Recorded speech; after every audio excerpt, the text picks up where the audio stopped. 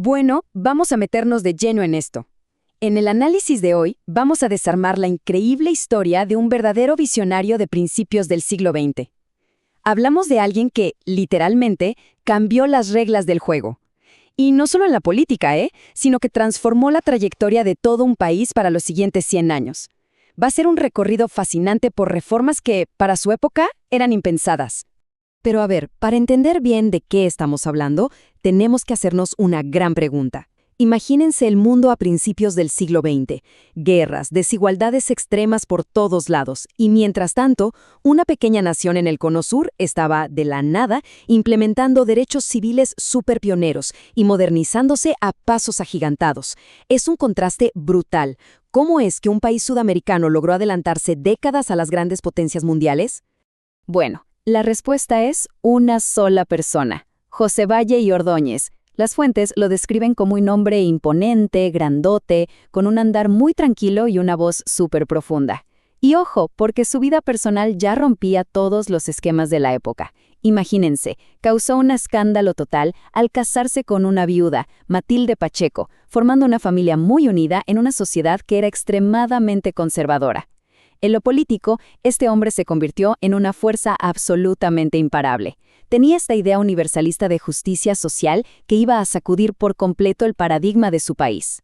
Claro que llegar a ese nivel de poder no fue nada fácil, tuvo que superar muchísimos obstáculos. Avancemos un poco y veamos cómo se construye todo esto. En 1904, logra la victoria definitiva en una guerra civil terrible, logrando pacificar el territorio. Pero, y aquí está la clave, el verdadero punto de quiebre se da en 1907. Termina su primer mandato y se va de viaje a Europa, instalándose en Francia y Suiza. Y ahí, bueno, lo ve todo de primera mano, la modernidad, el boom científico, los primeros debates sobre el rol del Estado. Para cuando arranca su segunda presidencia en 1911, regresa con una visión reformista que era una verdadera aplanadora. Pasamos a la arquitectura del Estado. ¿Y cómo se construyó este estado de bienestar? Básicamente, Valle y Ordóñez aplicó todo ese optimismo de la época para armar un gobierno súper democrático, laico y, sobre todo, muy intervencionista. Ahora, lo que resulta súper interesante de esto es el equilibrio de su filosofía económica. Por un lado, pisó el acelerador con el Estado, nacionalizó bancos, creó monopolios públicos para la energía eléctrica y le puso impuestos a las rentas para distribuir la riqueza. Pero al mismo tiempo, y esto es clave, no eliminó el capitalismo ni se fue por el lado del socialismo revolucionario. De hecho, rechazaba por completo esa visión de la lucha de clases y respetó a rajatabla la propiedad privada y el libre mercado. Fue como una tercera vía, ¿saben? Una forma de asegurar que el mercado no pasara por encima de los más vulnerables.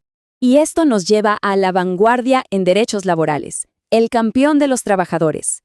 En vez de reprimir a los obreros como se hacía en casi todo el mundo, este gobierno les dijo, organícense, formen sindicatos y exijan sus derechos, siempre y cuando respetaran la ley. La velocidad a la que implementaron estas cosas es una locura. Estamos hablando de que en 1915 ya tenían la jornada de 8 horas por ley. Y no solo eso, sacaron la famosa ley de la silla, que obligaba a los comercios a tener asientos para que los empleados descansaran. Prohibieron totalmente que trabajaran los menores de 13 años y crearon indemnizaciones por despidos y accidentes, además de pensiones para la vejez. O sea, armar semejante red de contención colocó a Uruguay literalmente en el primer puesto a nivel mundial en derechos laborales. Vamos a la Revolución de la Mujer, un pionero feminista. Esa misma idea de igualdad se aplicó rapidísimo con políticas que no existían en ningún lado, empezando en 1909 con la licencia paga por maternidad y luego con cuotas del 10% para mujeres en el Estado. Pero presten atención a este año, 1913. Este es el momento en que Uruguay hace historia y se convierte en el primer país de América Latina en legalizar el divorcio por la sola voluntad de la mujer. La idea era proteger a quienes sufrían maltrato, dándoles la opción de terminar el matrimonio sin tener que dar ninguna explicación ni presentar pruebas ante un juez. Imagínense, fue una trompada directa a una oposición conservadora que era inmensa en ese entonces.